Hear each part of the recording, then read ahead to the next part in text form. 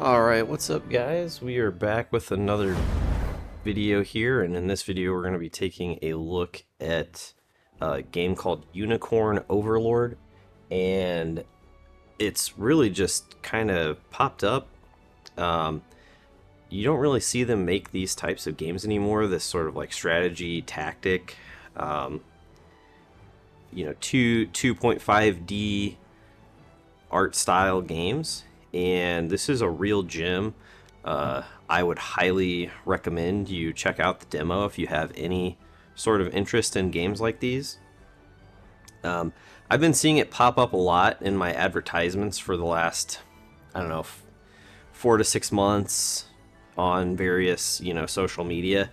And I at first thought it was an indie game when I noticed it popping up, and was kind of surprised when I saw it wasn't. As soon as I started playing the demo, I was picking up some real strong Dragon's Crown vibes from the art style in the cutscenes. And then, to my pleasant surprise, it's made by the same studio that made Dragon Crown. There's a few other games as well. I haven't played those, but Dragon's Crown I picked up on PS4, several years ago. I think it originally released on PS3, and I picked it up just because I was looking for some couch co-op games, and that was one, and I had just a lot of fun playing couch co-op on that for, several months, and I think I picked it up for like $10 or less. So this, this game we'll just go over some of the different things about it in terms of like art style, story, voice acting, mechanics, just some very, very deep mechanics. This demo you can download for free, and you get 5 hours of playtime. I'm not sure exactly how it calculates the 5 hours because I had 8 hours on my save file, so I don't know if the menu screens maybe don't count as playtime, or like when you're in the overworld, maybe that doesn't count as playtime. But anyways, the game comes out March 7th. I was initially kind of taking a wait and see approach just because it is a full price game. Like, it is 50 or 60 bucks. So I was thinking I would probably take a wait and see approach and or maybe pick it up on a sale down the road. After playing the demo, I went ahead and pre-ordered it. To me, it's that good.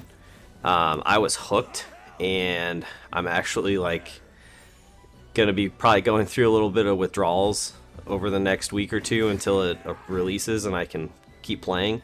Another huge win is that your playtime in the demo carries over into the full release of the game, so you're not just wasting your time. You're not going to have to repeat the content. You can actually, play the game, take your time, make the choices you want to make, build your army how you want to, and not have to worry about redoing it, or feel like you're just throwing 5 hours down the drain.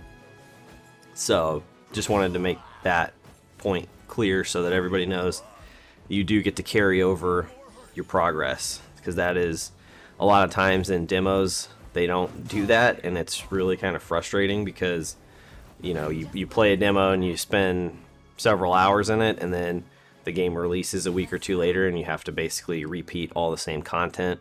So it kind of takes away from that initial joy of the experience.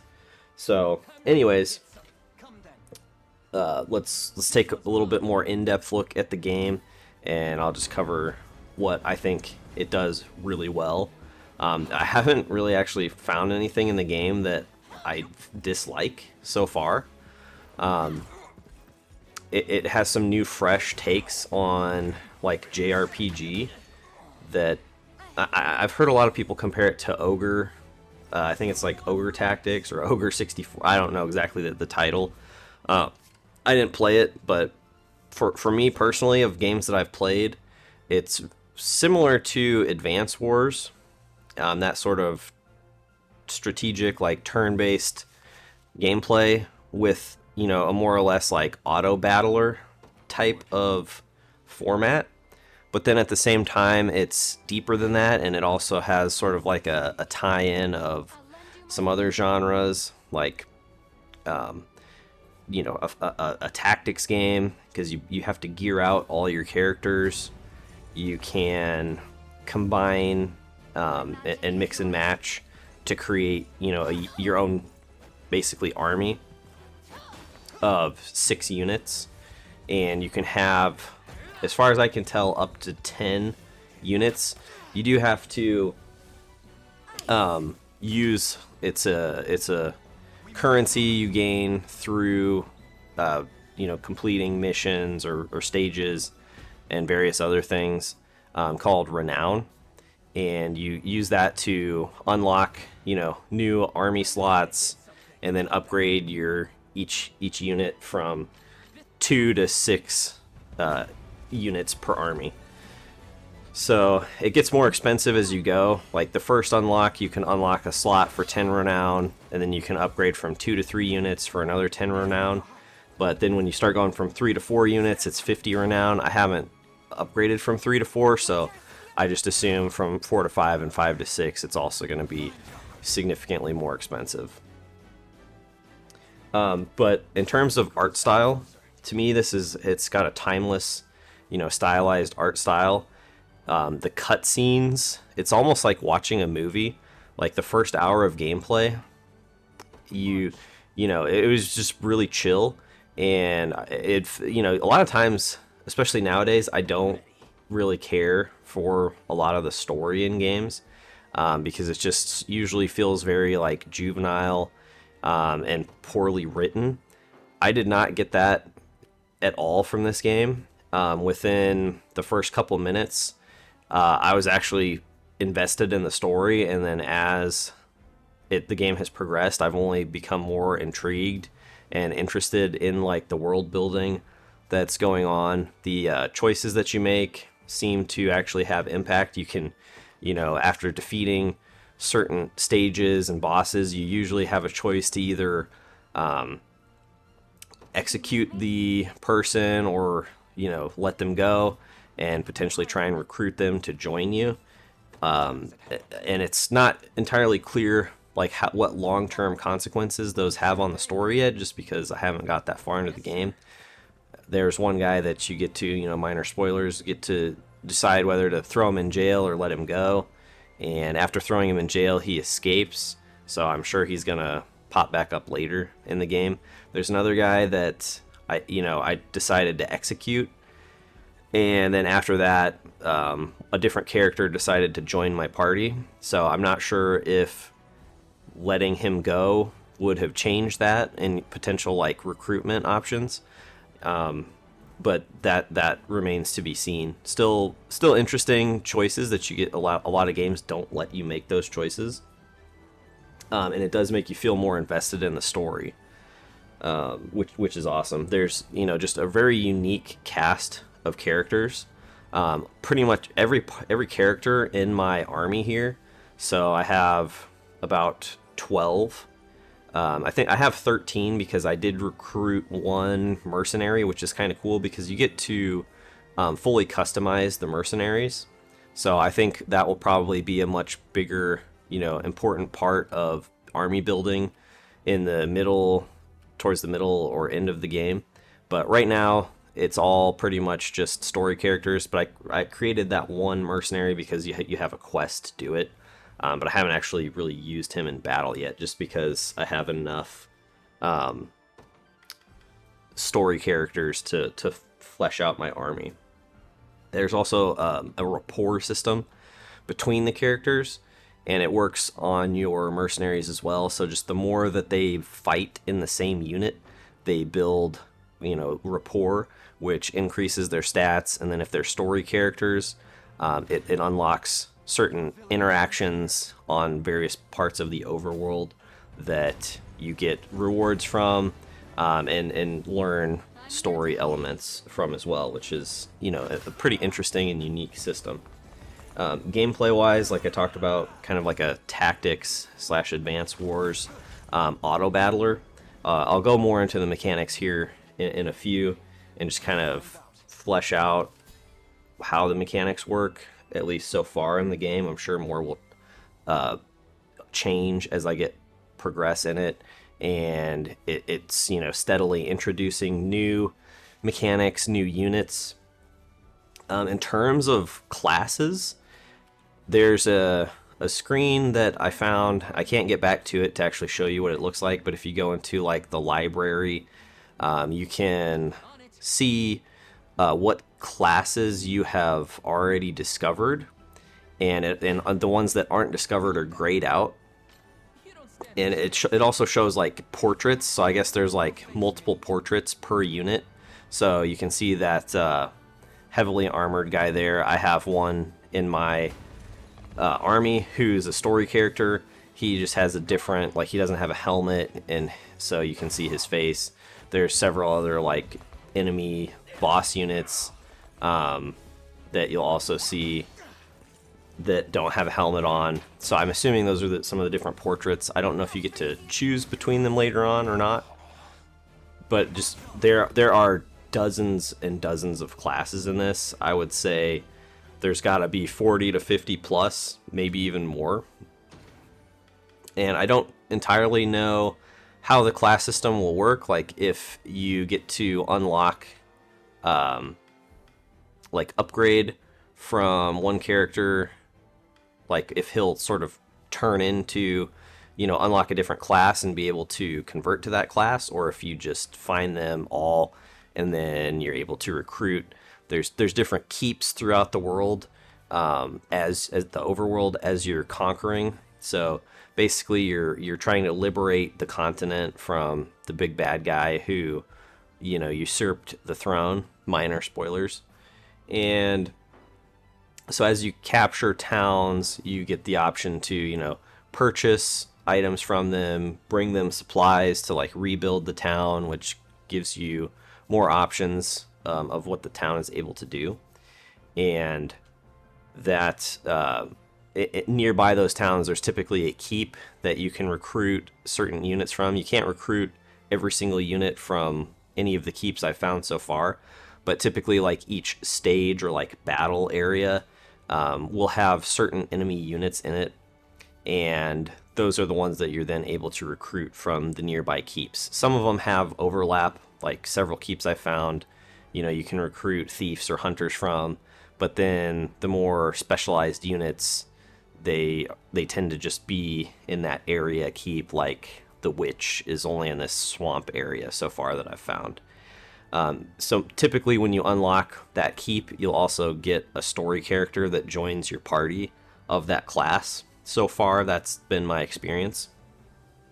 And in the overworld, it's kind of like your typical overworld of a JRPG. You get to explore, you can fast travel between the towns. It doesn't take that long to run across the current map that I've explored so far, but the continent is pretty large, so I'm sure eventually it will get to the point where fast travel will be an absolute necessity. And in the overworld, there's various items. Some of them you can kind of see on the map, but it's not exactly clear how to get there, so there's a little bit of an exploring and like puzzle finding aspect to that to get all those items. And let's now I'm going to go into a little bit more of just the mechanics and sort of the depth that this game really has to offer, which is really what has me hooked. I actually, at first I wasn't sure about the auto battler because it seemed like, it sort of removes some of the player choice in the terms of attacking. It's beautiful to watch, and, I enjoy watching each battle play out. And the art style and the graphics, it's just very, very relaxing and just pleasant to view the battles take place. And the speed at which they happen versus having to stop in between each turn, select your next attack, and then, that just really slows down the actual gameplay. But, so one of the things, briefly, I'll just cover the stats real quick, and then go into more depth of how that like affects the the sort of, you know, quote unquote auto battler. There's really a lot more to the you know, to the battle system than it just being a true auto battler. But so as far as the stats go, you've got AP, which is like your action points, and then you've got PP, which is your passive points, and those affect what your characters can do in each battle. In the lower levels, you only have like one of each, but there's some gear that unlocks another slot. It looks like it shows up to 4 for each, and I don't know if the gear can take you beyond that maximum, or if the gear just really unlocks like the other points. You do start off with one character at level 20, and he has 2 of each, but it's not coming from gear. So it does seem like as you level up, you will unlock more. But that's, you know, is all I can tell so far. You've got your standard like HP. You've got initiative, which determines the action order in each battle. So the highest initiative will go first, and then, you know, as it plays out, the turns, the higher initiative characters will, you know, take their next turns before the other ones. You've got physical attack and physical defense. Those are pretty self-explanatory. Same thing with magic attack, magic defense. You've got accuracy, you've got crit rate, and you've got guard rate. I'm assuming crit rate works the same as guard rate, where it seems to be your percentage to activate a guard, which is sort of like a critical defense. Did you need me? And then crit rate is going to be like your critical hit rate. This can affect attacks and spells, magic attacks, offensive magic, healing magic. So just a lot of stats there that you have to build your character. Each character has 2 growth types. So on the mercenaries, you get to specifically pick which growth types you want. And you can, I was testing this, you can stack like 2 of the same growth type to get like double growth in that, you know, specific area you want. So there's like, I'd say between 5 and 10 different growth types. Some like geared towards offense, defense, crit, magic, guard, all rounder, etc. Those are the ones off the top of my head that I remember. And that just affects their base stat growth as they level up. But then in terms of gear, you've got your weapon and then 2 accessory slots. And each item, in terms of weapon and accessory, can also grant you skills. So every character has the ability, based off their class, at least from what it's showing right now, they start off with a level 1 action skill, and then passive skill, and then also a valor skill. I'll go more. Here's if you're watching this, an example of some valor skills, and those are just based off like the units in each army. I'll cover the valor more here in a minute, because it's other, you know, mechanic entirely. And then each item can, on top of that, grant you active skills and passive skills. So I have on one of my units, I have equipped like a magic, basically a magic sword and a magic spear, that grants those units a magic attack. And that was really important, especially for this stage, because the heavily armored guys are more or less immune to physical damage. It's hard to hit them for more than 1 or 2 points of damage, like these heavily armored dudes here. And most units can't attack the back row if there's something in the front row, and then those heavily armored units usually have like a defend ability, so they can jump in front of attacks on other units and just soak up all your physical damage. So as you just saw there, I was able to pretty much, you know, cut through them like butter, because they have more or less 0 magic resist, so magic just wrecks them. But they've been a pretty much a big issue for the initial part of the game, because you're really limited to physical damage for a little while, and it's hard to get through their defenses effectively until you do get access to magic. And then this boss that I just beat there, this warrior class type, they have the ability to ignore 100% of physical armor, so they're going to be another counter. There's a lot of like hard counters in the game and then soft counters. So there's thieves that if they have passive points, they can dodge basically every attack. And one of their active abilities lets them steal passive points, so they can just dodge pretty much everything. But then there's other classes and abilities that give you what's called True Strike, so that basically guarantees you a hit, so you will not miss, and that is like a hard counter to the thief. The hunter being so far the class that has like a guaranteed True Strike.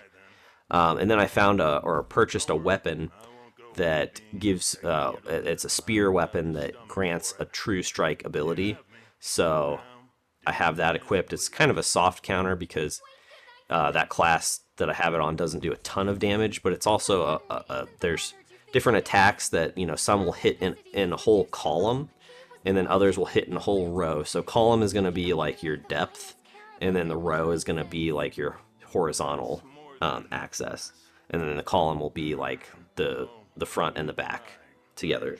So that's pretty cool. We'll quickly go through, because the video's starting to get a little long.